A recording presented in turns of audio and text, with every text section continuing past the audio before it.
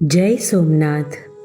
આજનો વિષય છે હેમંત શિશિર ઋતુઓમાં બાળ સ્વાસ્થ્ય સુરક્ષાના ઉપાયો. લેખિકા છે રાજવૈદ્ય પારુલ જોશી. દીપાવળીના નવલા દિવસોથી ઉત્તરાયણ પર્વ સુધી, હેમંત ઋતુ અને ઉત્તરાયણ પર્વથી હોલિકા દહન સુધી શિશિર ઋતુ ગણાય. વર્ષમાં સૂર્યનારાયણની ગતિ અનુસાર બે ભાગ થાય છે, ઉત્તરાયણ અને દક્ષિણાયન. હેમંત ઋતુ દક્ષિણાયન કાલની અંતિમ ઋતુ છે. સૂર્યદેવ સૌથી વધારે દક્ષિણ તરફ હોય પૃથ્વીના આપણા ગુજરાત પ્રદેશ પર તેમના કિરણો ત્રાસા આવે છે. કિરણોની તાકાત ઘટે છે. સામે પક્ષે ચંદ્રદેવનું પ્રાધાન્ય હોવાથી વનસ્પતિઓ એટલે દરેક પ્રકારના છોડ, ઝાડ, વેલાઓના પાન, મૂળ, ફૂલ, ફળમાં હેમંતકાલ દરમિયાન સૌથી વધારે તાકાત હોય છે. એટલે જે આખા વર્ષના પ્રમાણમાં અત્યારે જ સૌથી વધારે પ્રકારના અને પ્રમાણમાં શાકભાજી, ફળ, ફૂલ ઉપલબ્ધ હોય છે. બીજી મહત્ત્વની વાત એ કે અત્યારે મધુર ગળ્યા રસનું મહત્ત્વ રહેવાનું. માનવ શરીરમાં પણ સૌથી વધારે તાકાત આ 2 મહિનાઓ દરમિયાન કુદરતી રીતે હોવાની. તો પછી બાળ સ્વાસ્થ્ય સુરક્ષાની ચર્ચા શું કામ? દીપાવલીના તહેવારો દરમિયાન અથવા તહેવારો પછી તુરંત ઘરમાં બાળકોને શરદી, ઉધરસ, તાવ, ચામડી ઉપર લાલ રંગના ચકામા, ખંજવાળ, ફોલ્લા ઉઠવા, બાળકને ભૂખ ન લાગવી, કાનમાંથી રસી આવવી, મોંમાંથી લાળ પડવી, બાળક ચીડિયું થવું, રમવા ન જવું, પડ્યા રહેવું જેવી બાબતો જોવા મળે છે. વર્ષ દરમિયાનના સૌથી વધારે તાકાત આપનારા સમયમાં બાળકો અનેક પ્રકારની બીમારીઓમાં જકડાય છે. તે શા કારણે? તો સમજીએ. બાળક સુકુમાર હોય છે. તેનામાં હજી શારીરિક માનસિક લાગણીઓની તાકાત ઓછી છે, સહનશક્તિ ઓછી છે. ઋતુ બદલાય તે પ્રમાણે ઘરના વડીલો, શાળાના અધિકારીઓના ધ્યાન બહાર રહી જાય અને ઋતુ પ્રમાણે ખોરાકમાં બદલાવ ન આવે.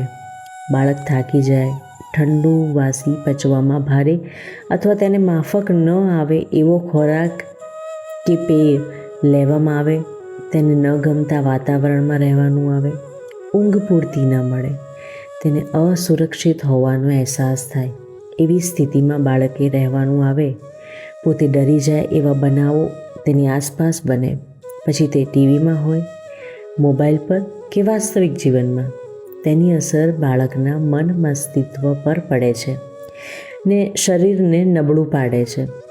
આ સામાન્ય બાબતો વર્ષ દરમિયાન દરેક ઋતુમાં લાગુ પડે છે. હેમંત ઋતુમાં તહેવારો દરમિયાન આ ખાસ બનતું હોય છે. સોશિયલ બનવા, સ્ટેટસ જાળવા એવા અનેક પગલાં અજાણતા ભરાઈ જાય છે, જે બાળકને નુકસાન કરનારા નીવડે છે અને બાળકને ચિકિત્સા અથવા ચિકિત્સાલયની જરૂર પડે છે. શિશિર ઋતુમાં સૂર્યનારાયણ ઉત્તર દિશા તરફ ક્રમશઃ ગતિ કરે છે. તેથી તાપમાન ઉત્તરોત્તર વધતું જાય છે, પણ સાથે સુસવાટા મારતો પવન વહેતો હોય છે. આ પવન માટે આપણે ત્યાં કહેવાય છે હાડ ગાળી નાખનાર, એટલે કે આ પવન અચૂક માંદો પાડનારો છે, ખાસ કરીને ફેફસા અને શ્વસન તંત્રને નબળું પાડે છે. આ માટે શિશિર ઋતુમાં આબાલ વૃદ્ધ સહુએ પવન, ઠંડી અને ભેજ સામે પૂરતું રક્ષણ મળે તેમ આખું શરીર ઢંકાય તેવા વસ્ત્રો પહેરવા જરૂરી બને છે. ખોરાકમાં આપણે જેમ આખું વર્ષ ધ્યાન રાખીએ છીએ તેમ તાજો, ઘરે બનાવેલો પૌષ્ટિક ખોરાક પીણા લેવા, પૂરતા પ્રમાણમાં જલ્યાંશનું સેવન કરવું. જલ્યાંશ માટે ફક્ત પાણી નહીં, પણ દાળનું પાણી, દૂધ, છાશ, કઢી, સૂપ, રાબ એમ વિવિધ પ્રકારના દ્રવ્ય આહારનું સેવન કરતા રહેવાનું છે. ધ્યાન રાખવું કે બંને ઋતુઓ દરમિયાન સ્પર્શમાં ઠંડુ હોય તેવું ન ખાવામાં આવે કે ન પીવામાં. એટલે કે હું તો દીપાવલીના તહેવારો પછી શીતાગાર અથવા ફ્રીજને બંધ રાખવાના મતની છું. શીતાગાર અકાર્યક્ષમ ન બને તે માટે વચ્ચે વચ્ચે ચાલુ કરીએ પણ કાર્યરત ન કરીએ. વૈશાખ માસમાં તે પણ જરૂર જણાય પછી તેને પુનઃ કાર્યરત કરીએ તો સ્વાસ્થ્ય સુરક્ષાનું એક પાસું જળવાઈ જાય. ઘરનું શીતાગાર બંધ છે એટલે બજારથી પયોહિમ આઈસ્ક્રીમ ખાઈ ન લેવા. બધા જ પ્રકારના શીતાગારમાં રાખેલી ખાદ્ય સામગ્રી ન જ વાપરવી.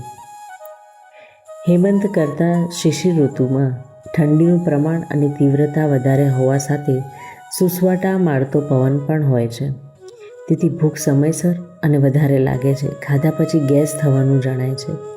ઠંડી અને આ સ્થિતિ બંને માટે પ્રતિબંધક ઉપાયોમાં ખોરાકમાં એલચી, તજ, લવિંગ, મરી, આદુ, સૂંઠ, પીપર, પીપરી મૂળ, કપૂર, કેસર જેવા ગરમાવો આપનારા તેજાના સાથે ચારોળી, બદામ, અખરોટ, કિસમિસ, અંજીર, જરદાળુ, કાળી દ્રાક્ષ જેવા સૂકા મેવા ઉમેરીને બનાવેલી પૌષ્ટિક, સ્વાસ્થ્યપ્રદ, સ્વાસ્થ્ય રક્ષક વાનગીઓ ઘઉંના લાડુ, બેસનના લાડુ, મગદળ, અડદના લાડુ, અડદિયા, બદામ પાક, અંજીર પાક, ડ્રાયફ્રૂટ હલવો, દૂધીનો હલવો, ચીકુનો હલવો, આમળાનો મુરબ્બો, સફરજનનો મુરબ્બો, તલના લાડુ, કોપરાનો લાડુ, તલની ચીકી, દાળિયાની ચીકી, સિંગની ચીકી જેવી વાનગીઓ તાજી બનાવી ખાતા રહેવાનું છે.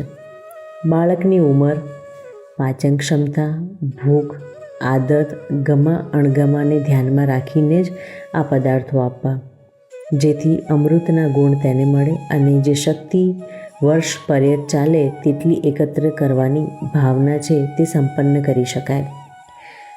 પ્રકૃતિનો વૈભવ આપણી ચારે બાજુ પથરાયેલો છે, પણ જે રીતે ખુલ્લા પડેલા ખજાનામાંથી આપણને જરૂર હોય એટલું લેવું બુદ્ધિમત્તા છે, તેમ પ્રકૃતિના ખજાનામાંથી આપણને માફક આપતા પદાર્થો જ ઉપયોગમાં લેવામાં બુદ્ધિમત્તા છે. અત્યારે સફરજન, દાડમ, આંબળા, શેરડી, બોર, જામફળ, ચીકુ, પાઇનેપલ, જેકફ્રૂટ, પપૈયું, કેળા, મોસંબી, ડ્રેગન ફ્રૂટ જેવા ફળો મળે છે. આમાં મૂળ ભારતીય ફળો કેટલા? આપણા ઘરમાં પેઢીઓથી ખવાતા ફળો કયા? આપણને એટલે કે બાળકના માતા પિતા બંનેને માફક આવતા ફળો કયા? આ ત્રણેયના જવાબમાં જે ફળો આવે તે ફળનો ટુકડો છૂંદીને બાળકને મરી સંચળ ઉમેરીને આપો. જો તેને શરદી, ઉધરસ, અપચો ન થાય તો એક અઠવાડિયા પછી જ બીજી વાર થોડુંક જ વધારે પ્રમાણમાં તે ફળ મરી અને સંચળ કાળું મીઠું ઉમેરીને આપશો. ઘણા ઘરોમાં ફળને ઢોકળા બાફીને એ રીતે સહેજ વરાળ આપીને પછી જ બાળકને આપવાનો રિવાજ હોય છે. તે ઘણું પ્રશંસનીય છે, અનુકરણીય છે. જય સોમનાથ.